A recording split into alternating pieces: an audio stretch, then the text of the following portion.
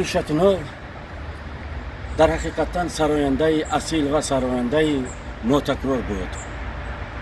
من از خورده‌ام سرودهای یورا کلان شدم. گفتنی هستم که